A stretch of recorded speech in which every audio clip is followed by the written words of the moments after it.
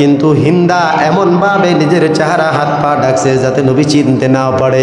মহিলারা বায়াত হয়ে যাবে, এমন সময় হিন্দা কানাকানি করে আর বলে, আমি যে অপরাধী, নবীর মনে যে আঘাত দিলাম, নবীর আপন চাচাকে হত্যা কইরা আমার কলিজার মধ্যে শান্তি নাই, এত বড় পাপ গোপন রাইখা যদি আল্লাহর নবীর কাছে কালেমা পড়ি তাহলে আমাকে আল্লাহ মাফ করবে কি না আমার জানা নাই। বললেও তো বিপদ, আল্লাহর নবী যদি আমারে হত্যার আদেশ দেয়, বললেও বিপদ, না বললেও কলিজায় শান্তি নাই।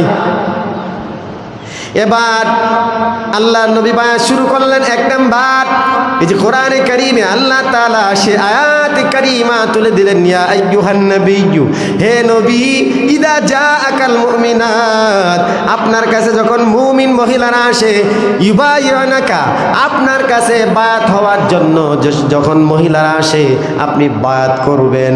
7টা শর্ত দিলেন আল্লাহ। কয়টা? আল্লাহ তাআলা 7টা শর্ত দিলেন। বললেন, ও পয়গম্বর, 7টা শর্তের উপর এই মেয়েদেরকে আপনি বায়াত করাইবেন। কিন্তু আমির হামজা এই উতবা ইবনে রবিয়াকে হত্যা করে। হত্যা করার পর উতবার মেয়ে হিন্দা, আবু সুফিয়ানের স্ত্রী, নবীর চাচা আবু সুফিয়ানের স্ত্রী হলো হিন্দা। এই আবু সুফিয়ান তখনও কাফের। এই হিন্দা তার বাবার লাশ ছুঁয়ে কসম খায়, আল্লাহর কসম, আমার বাবাকে যে হত্যা করেছে তার কলিজা চাবায়া খামো আমি। আরবের যুগে এটা ছিল যে কেউ যদি কাউকে হত্যা করত তার 14 গোষ্ঠী হলেও সেটার বদলা নিয়ে আসত। এটা জাহেলি যুগের প্রথা ছিল। যে জাহেলি যুগের প্রথা এখন চালু হয়ে গেছে, মানুষকে পাথর দিয়া পিটায়া মারে জনসম্মুখে, ঠিক কিনা? এবং সম্ভবত পাবনা না কোন দিকে এক যুবক বুকের উপরে চেপে বসেছে আর 2 জনে পিটায়া মারতেছে। দেখেননি ভিডিওগুলো? ভালো কাজ। চাচা নিজের 2 ভাতিজিকে এবং তার মাকে রাতের আধারে জবাই করে মেরে দিয়েছে। জাহালিয়াত যুগের থেকে এখন কম না, ঠিক না ঠিক বলেন? মানুষ কোন দিকে যাচ্ছে মানুষ নিজেই জানে না। মুসলমান তো দূরের কথা, ধর্মীয় জ্ঞান তো দূরের কথা, মানুষ এখন এমন মানবতা বোধ আর মনুষ্যত্ব এখন নাই। যেই কাজগুলো জানোয়ারেও করে না, এই কাজগুলো এখন মুসলমানরা করে, ঠিক না ঠিক বলেন?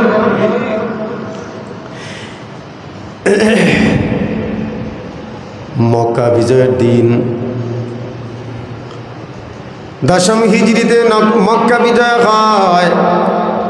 আল্লাহ রসুল 10,000 সাহাবী নিয়ে মক্কায় বিজয়ের জন্য রওনা দিয়েছেন। কয় হাজার? 10,000 সাহাবী নিয়ে রসুল মক্কা বিজয়ের জন্য যখন রওনা দেয়, প্রতিমধ্যে অনেক বেঈমান আরো কালেমা পড়ে মুসলমান হয় 4,000। কয় হাজার? রসুলের 10,000 সাহাবী দেখার পর অনেক মানুষ রসুলের এই শান মান দেখা রাস্তার মধ্যে কালেমা পড়ে মুসলমান হয়ে যায়। রসুলের সাথে ছিল 10,000, প্রতিমধ্যে রাস্তার মাঝে মুসলমান হয় 4,000। 14,000 সাহাবী নিয়ে আল্লাহ রসুল মক্কায় ঢুকতেছেন। রসুলের 14,000 সাহাবী দেখা মক্কার মুশরিকরা ভয়ে আতঙ্কে ঘর বাড়ি ছেড়ে পালায়। কলিজার ভিতরে ভয় ঢুকে গেছে। 313 জনের সাথে 1,000 বড় বড় লিডার যেখানে পারে নাই, সেখানে মুহাম্মদের সাথে 14,000 সৈনিক আসতেছে। তার সাথে যুদ্ধ করে কিন্তু কোলানো হওয়া সম্ভব না। এজন্য মক্কার মুশরিকের দল রসুলের সাথে মোকাবেলা সারিয়া ভেগে পালায়।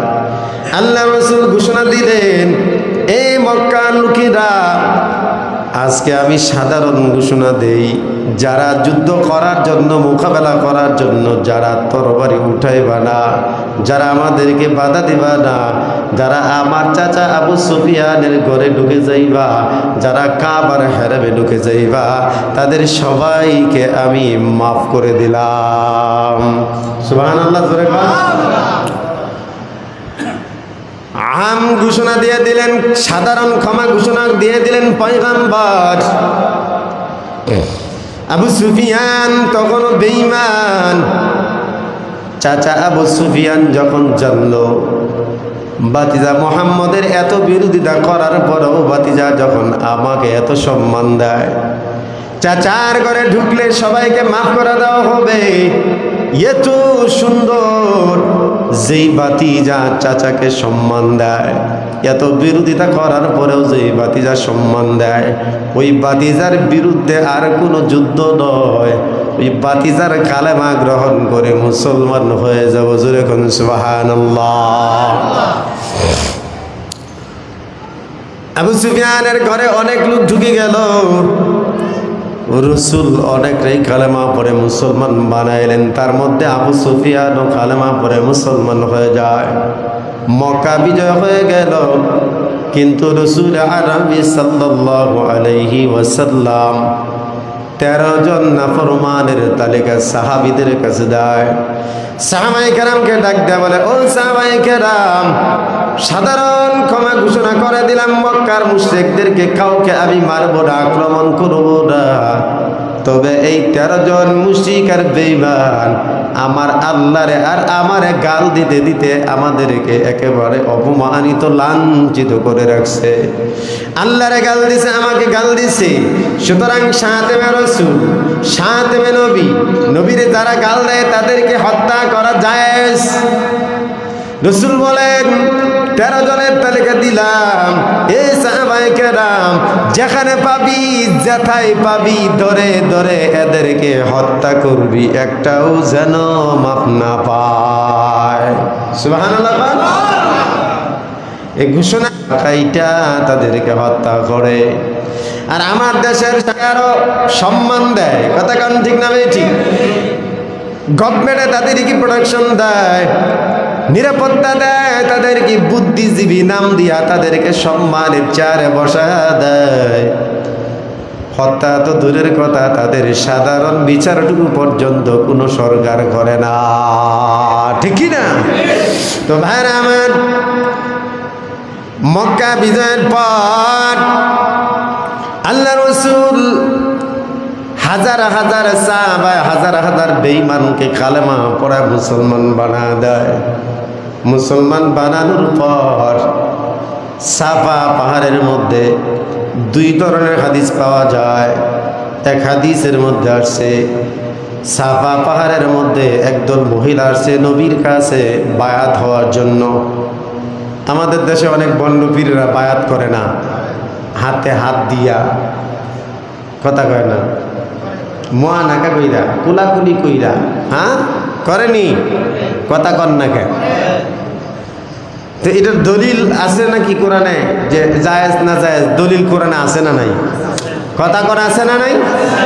আজকে ভালো করে বুঝাই দিব কোরআন এবং সহিহ হাদিস দিয়া। মনে রাখবেন, আপনাদের নিজের পরিবারের কোনো মহিলা যাতে এমন কাজে জড়িত না হয়, কোনো ভণ্ড পীরে যদি এমন কাজ করে সাথে সাথেই প্রতিবাদ করবেন। দলিল তো দিয়ে দিচ্ছি, মনে রাখবেন। পারবেন না ইনশাআল্লাহ? 8 থেকে 9 জনের একটা দল রাসূলের কাছে আসছে বায়াত হওয়ার জন্য মহিলাদের মধ্য থেকে। তার মধ্যে একজন হলো হিন্দা। মনে আছে না হিন্দা? যে হিন্দা আল্লাহ নবীর চাচা আমির হামজার খরিজা চাবায়া খাইছে।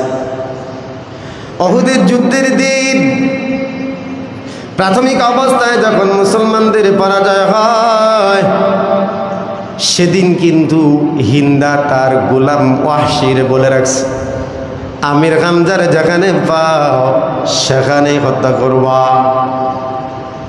হযরত আমির হামজা একাকী হয়ে গেলেন।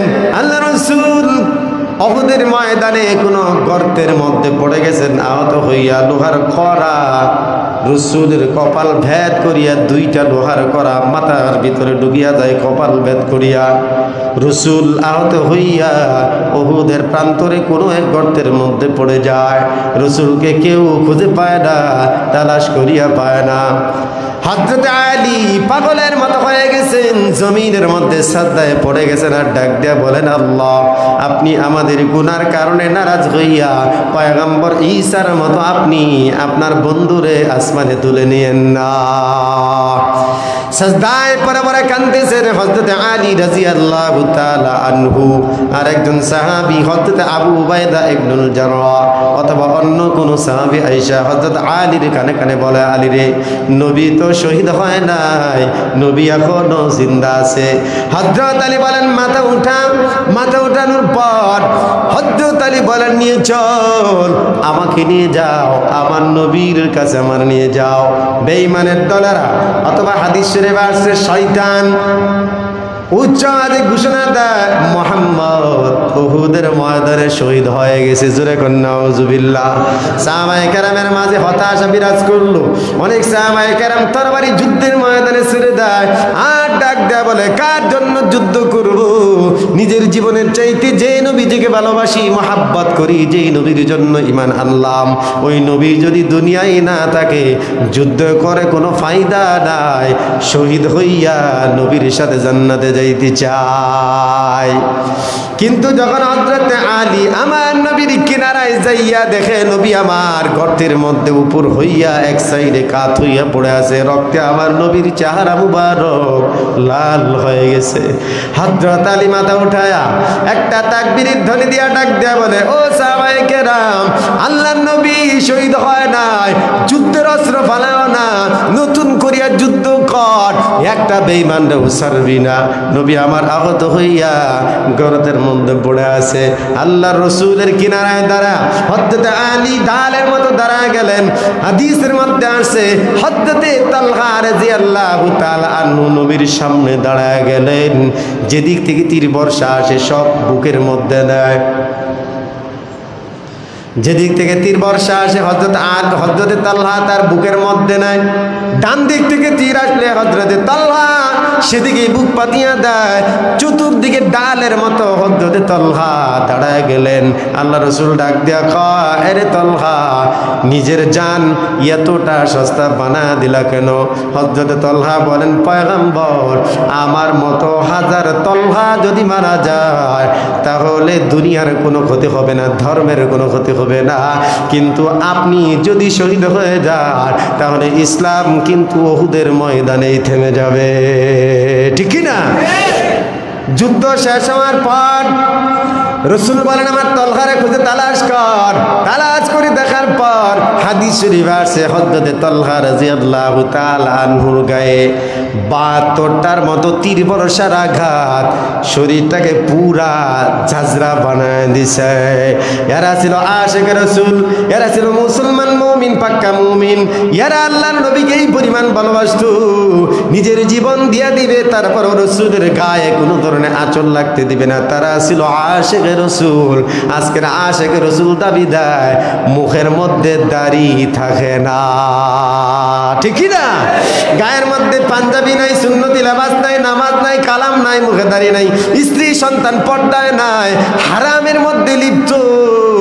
এমন লোকটাও আশিকে রাসূল দাবি দিয়া মাথার মধ্যে আশিকে রাসূলের সাইনবোর্ড লাগায়া লাগায়া 12 রবিউল আওয়াল আসলে পরিচয় দেয়, আমরা হলাম খাঁটি আশিকে রাসূল।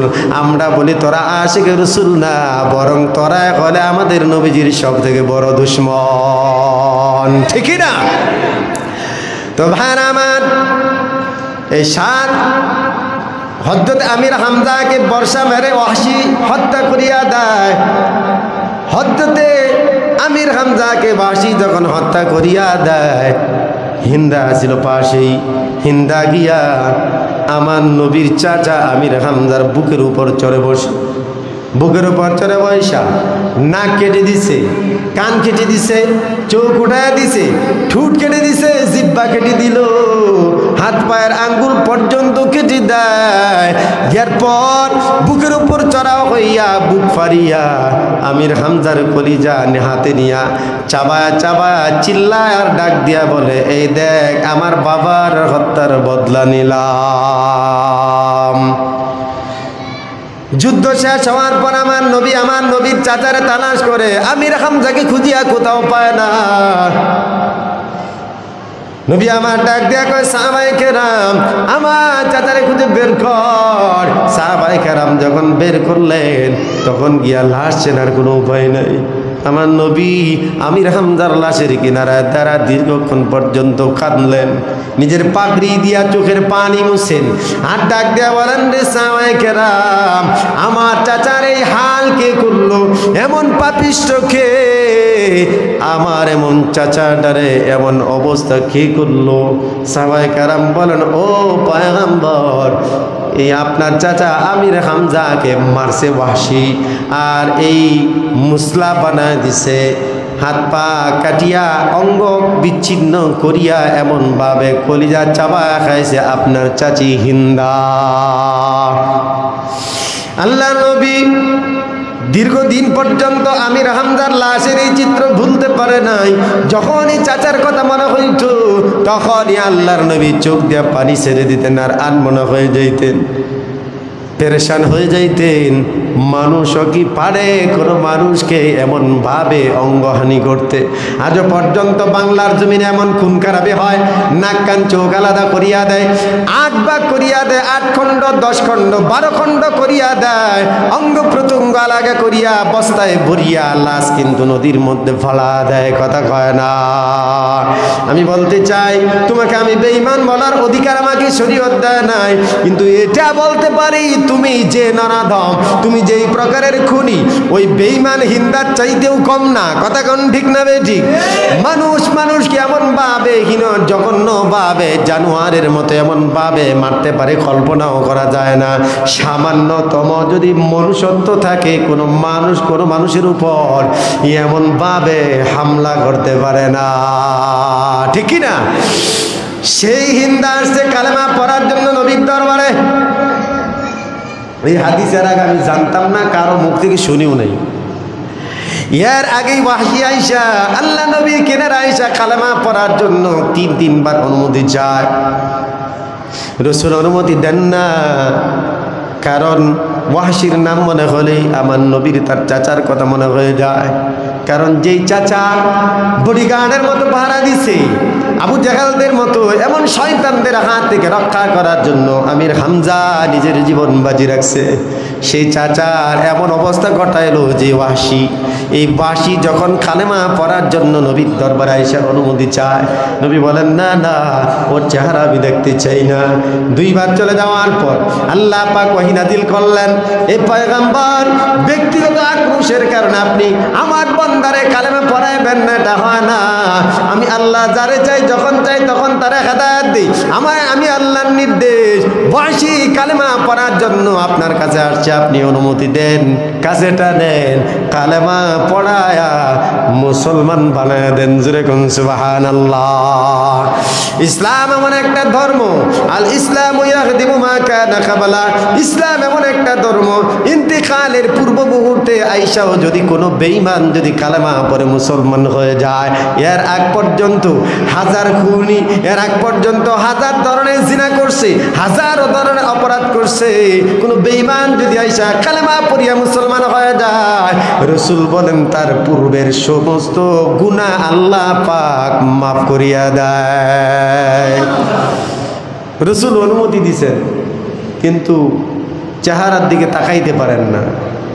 রাসূলের চোখ দিয়া পানি ঝরছে অনবরত। রাসূল ওয়াহশীরে ডাক দিয়া বলতেছেন, নিচের দিকে তাকায় ডাক দিয়ে বলেন, ওয়াহশী, কালেমা পড়তে আসছো, আল্লাহর আদেশ, আমি তো তোমারে বারণ করতে পারি না, তবে রে ওয়াহশী, কালেমা পড়ে আমি মুসলমান বানায় দেই, কিন্তু মনে রাখবি আমার সামনে তোর চেহারা দেখাস না। আমি রহমাতুল লিল আলামিন, আমি অজান্তেও যদি আমার মন থেকে তোর জন্য কোনো বদদোয়া চলে আসে রে, তাহলে তুই তো জাহান্নামী ছাড়া আর কিছু থাকবি না। কালেমা পড়, মুসলমান হয়ে যা, যা ধর্ম পালন কর, আমার তোর উপর কোনো অভিযোগ নাই, যেহেতু আল্লাহ তোর মাফ করে দিছেন। কিন্তু মনে রাখবি তোর চেহারা আমাকে কখনো দেখাইতে আসিস না। যতক্ষণ পর্যন্ত আমি আমার চাচার চেহারা না বলবো, যতক্ষণ পর্যন্ত চাচার ওই চেহারা, অঙ্গহানির চেহারা যতক্ষণ পর্যন্ত আমার দিল দেমাগ থেকে যতক্ষণ পর্যন্ত না যাইবে ততক্ষণ পর্যন্ত আমি তোর চেহারা দেখতে চাই না। প্রয়োজন যদি পড়ে আমি ডাক দিব, তখন তুই আমার সামনে আসবি। ইয়ার আগ পর্যন্ত আমাকে চেহারা দেখাস না। ওয়াহশী চোখের পানি সেরে সেরে কালেমা পড়ে বিদায় হয়ে যায়। হাদিসের মধ্যে আসছে ওয়াহশী এখানে কসম খায় আর আল্লাহর ডাক দেয়, বলে ও মালিক, আজকে কসম খাইলাম তোমার নবীর যেই পরিমাণ আঘাত আমি দিলাম তার চাচারে হত্যা কইরা, ও আল্লাহ গো, আজকে থেকে বেঈমানের বিরুদ্ধে এমনভাবে যুদ্ধে ঝাঁপায় পড়ব, সকল যুদ্ধের সবার আগে আমি ওয়াহশী তরবারি নিয়ে থাকবো। আমার এই কাজ দেখিয়া যেন আল্লাহর নবী খুশি হয়ে যায়। সুবহানাল্লাহ কোন তো ভাইরা আমার, ওয়াহশী অনেক আগেই মুসলমান হয়ে যায়, কিন্তু হিন্দা মুসলমান হয়েছে এটা আমি আজও পর্যন্ত শুনি নাই যতদিন নিজে না বললাম। 9 জন মহিলা আসছে আল্লাহর নবীর কাছে কালেমা পড়ার জন্য, বায়াত হওয়ার জন্য। কেমনে? হাতে হাত রেখা? কেমনে? এখন নবী কিছু কিছু মহিলাদেরকে বায়াত করাইতেন, বাকি বেশিরভাগ জিম্মাদারি দিয়েছিলেন হযরতে উমর রাদিয়াল্লাহু তাআলা আনহুরে। কারে? হযরত উমরকে বলছেন, উমর আমার তরফ থেকে তুমি বায়াত করাই দিও। কেমনে করাবে এই সিদ্ধান্তও দিয়ে দিছে। এবং নবীজি বলতেন, এই উমর, যে সমস্ত মেয়েরা আমার কাছে বায়াত হওয়ার জন্য আসে প্রথমে তাদেরকে পরীক্ষা করবা, এরা কি আসলেই মুমিন মহিলা নাকি মুনাফিক নাকি বেঈমান। এই পরীক্ষা কইরা যদি দেখো সত্যিকার অর্থে সে ঈমান আনার জন্য আসছে, তাহলে আমার তরফ থেকে 7টা বিষয়ের উপরে তুমি তাদেরকে বায়াত করাইবা। 7টা শর্ত দেয়া। কয়টা? জোরে কন। 7টা শর্ত দেয়া মহিলাদেরকে বায়াত করাইবা। এর মধ্যে অধিকাংশ কাজগুলো মহিলাদের মধ্যে এখনো আছে। এবার রাসূল বায়াত করার জন্য যখন তাদেরকে ডাকলেন, হযরত উমর পাশে বসা, হযরতে আবু সুফিয়ান পাশে বসা। কেউ বলছেন সাফা পাহাড়ে, আবার কেউ বলছেন মদিনায় যাওয়ার পর। বুখারী শরীফে হাদিসের সনদ পাওয়া যায়। এমনকি ইমাম আহমদ বিন হাম্বল রাহমাতুল্লাহি আলাইহি মুসনাদে আহমদ হাদিসের সব থেকে বড় কিতাব, এই কিতাবের মধ্যেও সে হাদিসগুলো আনছেন। ইবনে আব্বাসের রওয়ায়াত, 9 জন মহিলা যখন আসছে, আসার পর হযরত ওমর পরীক্ষা নিরীক্ষা করলেন। পরীক্ষা করার পর সবাইকে অনুমতি দিলেন। আল্লাহর নবীর সামনে এসে বসছে, পর্দা করে বসছে, ভালোভাবে চেহারা ঢেকে বসছে। কিন্তু হিন্দা এমনভাবে নিজের চেহারা হাত পা ডাকছে যাতে নবী চিনতে না পারে। মহিলারা বায়াত হয়ে যাবে, এমন সময় হিন্দা কানাকানি করে আর বলে, আমি যে অপরাধী, নবীর মনে যে আঘাত দিলাম, নবীর আপন চাচাকে হত্যা কইরা আমার কলিজার মধ্যে শান্তি নাই। এত বড় পাপ গোপন রাইখা যদি আল্লাহর নবীর কাছে কালেমা পড়ি, তাহলে আমাকে আল্লাহ মাফ করবে কিনা আমার জানা নাই। বললেও তো বিপদ, আল্লাহ নবী যদি আমারে হত্যার আদেশ দেয়, বললেও বিপদ, না বললেও কলিজায় শান্তি নাই।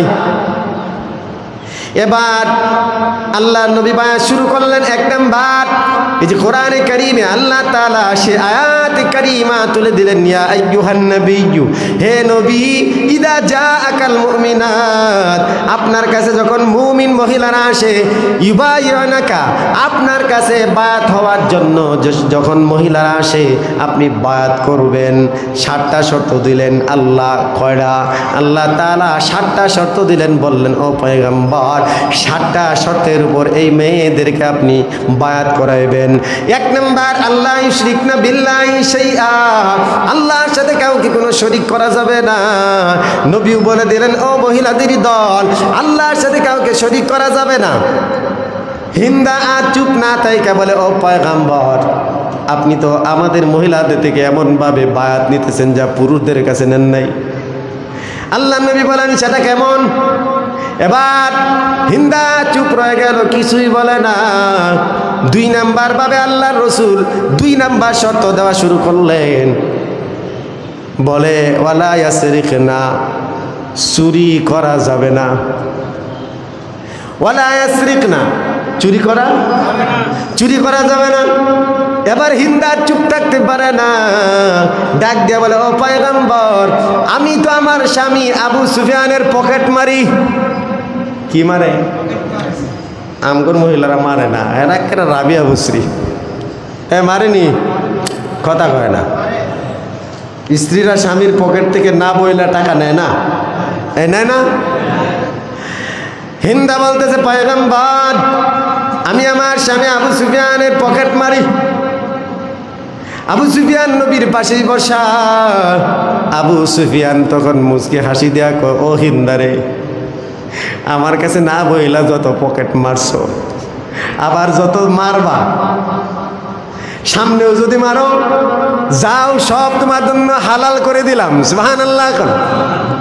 এই কথা যখন বলতেছে আল্লাহর নবী চিনে ফেলছে আমি সেই হিন্দা। লজ্জিত হয়ে গেল, মাথা নিচের দিকে দিয়ে দিল। নবী আমার ডাক দেয়া বলে, হিন্দারে সামনে আয়, একটু সামনে আয়। হিন্দা যখন সামনে আসছে নবী বলেন তোর হাত দুইটা বাড়ায়া দে। হিন্দা হাত দুইটা বাড়ায়া দিলে হিন্দা ডাক দেয়া বলে, পয়গম্বর পিছনের গুনার জন্য মাফ চাই, আল্লাহ যেন মাফ করে দেয়। আপনি দোয়া করেন আল্লাহ যেন আমার পিছনের গুনাহগুলো মাফ করে দেয়। সুবহানাল্লাহ। আমার নবী সহজে হাসতেন না, মুচকি হেসে দিলেন। সুবহানাল্লাহ। নবী আমার মুচকি হেসে দিলেন। অন্য হাদিসে পাওয়া যায়, অন্য সনদে নবী আমার ডাক দেয়া কয়, হিন্দারে এত বড় অন্যায় করার পরেও তুই কি আল্লাহর উপর আশা করো আল্লাহ মাফ করে দিবে? হিন্দা ডাক দেয়া কয়, নবী কেন, আমার আল্লাহ কি ছোট নাকি? সুবহানাল্লাহ। আমার আল্লাহ কি ছোট নাকি? ও আল্লাহ তো এমন আল্লাহ যাকে ইচ্ছা যখন ইচ্ছা যত অপরাধী হোক ক্ষমা করে দেওয়ার মতো ক্ষমতা আছে। সেই আশা নিয়েই তো আপনার কাছে আসি পয়গম্বর, লজ্জা দিয়েন না, আমার বিশ্বাস আমার আল্লাহ আমারে মাফ করে দিবে। আল্লাহ নবী মুচকি হাসি দিয়া ডাক দেয়া বলে, হিন্দারে যা, তোর বিরুদ্ধে আমার কোনো অভিযোগ নাই, আমি দোয়া করব আল্লাহ যেন তোরে মাফ করে দেয়। সুবহানাল্লাহ। ভাইরা আমার, এবার আল্লাহ নবী বলেন কয়টা গেছে? দুইটা না? এক নাম্বার শরীক করা, আল্লাহর সাথে শিরিক করা। দুই নাম্বার চুরি করা। আল্লাহ ইশরিকনা বিল্লাহি শাইআ ওয়ালা ইয়াসরিকনা ওয়ালা ইয়াজনিনা। তিন নাম্বার জিনা করবে না। মহিলারা তোমরা জিনা করবা না, যদি পারো আমার হাতে হাত রাখো। হাতে হাত না, একটু দূরে তাইকা রাসূল বলেন ওয়াদা কর হাত বাড়ায়া, তবে আমার হাতে টাচ লাগায়া না। কি লাগায় না? হাতে টাচ লাগায় না, হাত দূরে রাইখা হাত লম্বা কর। আমি তোদেরকে বায়াত করাই, বল জিনা করবি না। এমন সময় হিন্দা আবার প্রশ্ন করে, নবী গো, কোনো মুমিন মহিলা কি জিনা করতে পারে নাকি? আল্লাহ রসুল বলেন না না, কোনো মুমিন মহিলা জিনা করতে পারে না। এবার আল্লাহ রসুল 4 নাম্বার অপশন দেয়, ওয়ালা ইয়াকতুলনা আওলাদাহুন্না, সন্তানকে হত্যা করবা না। ওয়াদা কর সন্তানকে হত্যা করবি না, কারণ তখনকার যুগে তো জিন্দা সন্তানকে হত্যা করে দেওয়া হইতো, ঠিক না বে ঠিক বলেন? সেই যুগের থেকে এই যুগ আলাদা না। এখন পরকীয়ায় জড়ায়া নিজের সন্তানকে মা গলা কাইটা মারিয়া দেয়, এমন ঘটনার অভাব নাই, ঠিক না? এই কথা যখন রাসূল বলছেন, ও হিন্দা তোমরা ওয়াদা করো সন্তানকে মারবা না। ওয়াইযাল মাউউদাতু সুইলাত বিআইয়ি যামবিন কুতিলাত, আল্লাহ বলেন হাসরের ময়দানে আমি প্রশ্ন করব, যারা নিজেদের সন্তানকে মেরে দাও আমি প্রশ্ন করব কেন মারলা? তুমি খাওয়াইতা, তুমি পড়াইতা নাকি? আল্লাহর জবাব দেওয়ার মতো ক্ষমতা কারো থাকবে না। এবার হিন্দা ডাক দেয়া কয়, ও নবী, কিন্তু একটা আশ্চর্যের বিষয়। নবী বলেন, কি রে হিন্দা, সব খালি তুই কথা কস, এরা তো কিছু কয় না। হিন্দা কয়, নবী আমরা বাচ্চা 10 মাস গর্ভে রাখি, তারপরে প্রসব করার পর এত পরিশ্রম করিয়া 2 আড়াই বছর 3 বছর পর্যন্ত বুকের দুধ খাওয়ায়া তাদেরকে কষ্ট করে লালন পালন করি, বড় হইলাম মেরা যুদ্ধের ময়দানে মেরালাই। বুঝেন নাই? আমরা গর্বে রাখি, আমরা বড় করি, আর যখন বড় হইয়া যুদ্ধে যায় আমরা মাইরা দেন। হুজুর এটা কি হইল? এই কথা শুই না হজরত উমর হাসতে হাসতে খারাতে বৈশা জমিনে শুয়ে পড়ছে। সুবহানাল্লাহ। হিন্দা একটু মজাক করছেন, আর হালাল মজাক যায়। সুবহানাল্লাহ। বলে, নবী আপনি আমাদের সন্তানগুলো বড় হইলে মায়েরা দেন। নবী মুচকি হাসিয়া দিলেন, হজরত উমর তো আসছে হাতে জমিনের মধ্যে লুড়ায় পড়ছে। 4 নাম্বার গেল। কয় নাম্বার? 1 নাম্বার শিরিক করবা না, 2 নাম্বার চুরি করবা না, 3 নাম্বার জিনা করবা না, 4 নাম্বার কি? সন্তান মারবা না। 5 নাম্বার ওয়ালা ইয়াতিনা বিবুহতানিন ইয়াফতারিনাহু, অপবাদ কাউরে দিবা না, কারো উপরে তহমত লাগাইবা না। এই জিনিসটা আমাদের মাঝে বেশি, ঠিক না বে ঠিক? কারো উপরে তহমত লাগাইবা না। ওয়ালা ইয়াতিনা বিবুহতান, কারো উপরে তহমত লাগানোর পর আল্লাহ তাআলা সূরা নূর তার উপর তহমত লাগাইলে জিবরিল আইসা প্রমাণ দিবে না, ঠিক না?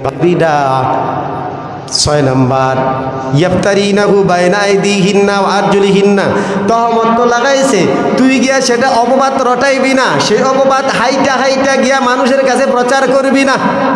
করেন মহিলারা? কথা কয় না।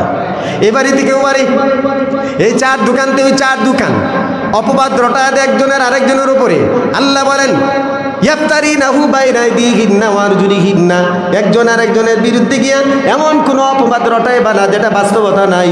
পায়ে হাইটা গিয়া, হাতের দ্বারা পায়ের দ্বারা হাইটা গিয়া জায়গায় জায়গায় গিয়া প্রচার করবা না। এই হলো কয়টা গেল? 6টা। ওয়ালা ইয়াসিনাকা ফি মারুফিন। 7 নাম্বার সৎ কাজে কখনো বাধা দিবা না, সৎ কাজে কখনো বাধা দিবা না। এই 7টা বিষয় যদি ওয়াদা রক্ষা করতে পারো তারা আমার কাছে বায়াত হও। জোরে কোন সুবহানাল্লাহ। কয়টা বিষয় কইলাম? 1 নাম্বার শিরিক করবা না। ওয়াজ তো মহিলাদের, আপনারা কি করবেন? আমনে করে রেডি করা যায়? হ্যাঁ, অধিকাংশ সময় নবীর কাছে মেয়েরা এসে বলতো, হুজুর খালি আয়াত নাজিল হয়, আল্লাহ খালি আয়াত নাজিল করে বেড়াইতে লেগে, তা আমগুর লেগে কি আল্লাহ কোনো আয়াত দিত না? বুঝেন নাই? তো এই পরিপ্রেক্ষিতে বিভিন্ন সময় আল্লাহ পাক মহিলাদেরকে আলাদা করে কিছু কিছু আয়াত নাজিল করছে, কিন্তু রসুল বলেন এই আয়াত গোটা দুনিয়ার উম্মতের জন্য, পুরুষ হোক নারী হোক সবার জন্য।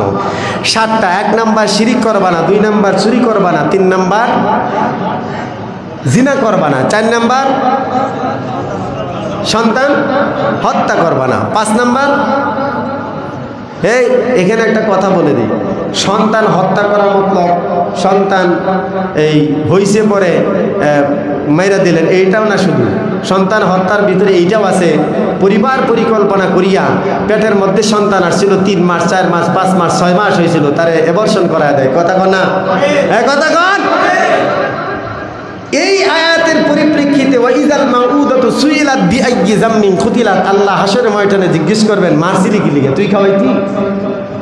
আমার সন্তান আমার বান্দা দুনিয়ার জমিনে আসতে চাইছিল, তুই পেটের ভিতরে হত্যা করছিস কেন? তুই বানাইছিলি? আমি খাওয়াই, আমি পড়াই, তুই মারছিলি কেন? জবাব থাকবে। সুতরাং পেটের ভিতরে সন্তান আসলে অ্যাবর্শন করানো জায়েজ না হারাম? জুরে কন। মানুষ হত্যা করা, জিন্দা মানুষ, যুবক মানুষ হত্যা করা যতটা অপরাধ, পেটের ভিতরে সন্তান মারা ততটা অপরাধ। নবীজি যখন তাদেরকে বায়াত করাইছেন, বাকি কথা আরো রয়েছে আগামী জুমা ইনশাল্লাহ। মন থাকবে নাকি? কথা কয় না? মন থাকবে?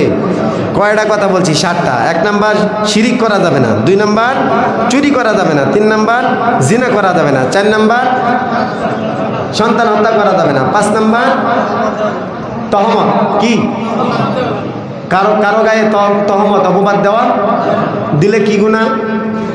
কবিরা গুনাহ। 6 নাম্বার প্রচার, অপবাদের প্রচার করা যাবে না। এটা ফেসবুকের মধ্যেও হয়, একজন একজনকে অপবাদ দিছে, আপনি ওটা শেয়ার করে দিলেন, কপি পুস্ট মেরে দিলেন, তাই না? একজন আরেকজনকে অপবাদ দিছে, প্রমাণাদি নাই, বাস্তব না অবাস্তব সে জানে না কিচ্ছুই, পাইছে লাইক আর ভিউর জন্য সে কি করছে? কপি পেস্ট মেরে দিছে অথবা শেয়ার করে দিছে। কথা কন। অনলাইন অফলাইন সব জায়গায় তহমত লাগানো কবিরা গুনাহ, সেটা প্রচার করাও কবিরা গুনাহ। মন থাকবে? ফেসবুকে সোশ্যাল মিডিয়া আপনি একটা পুস্ট করার আগে, একটা শেয়ার করার আগে যাচাই করেন, যতক্ষণ পর্যন্ত 100% নিশ্চিত না হবেন ততক্ষণ পর্যন্ত সেইটা কপি পেস্ট এবং শেয়ার করবেন না, করলে কবিরা গুনাহ হবে। কি হবে? 7 নাম্বার সৎ কাজে বাধা দেওয়া, সৎ কাজে বাধা দেওয়া যাবে না। এই 7টা মনে রাখেন, বাকি কথা আগামী জুমায় ইনশাআল্লাহ। তাফসীর যেহেতু কিছু কথা তো আসবেই, আরও কিছু জরুরি কথা রয়ে গেছে যেগুলো একান্তই জানা দরকার। মানে বন্ড পীরের মূল আলোচনা তো রয়েছে, কথাও হয় না। বন্ড পীররা বায়াত করে কেমনে, সেটার তরিকা কি আর নবীর তরিকা কি ছিল এটা জানা দরকার।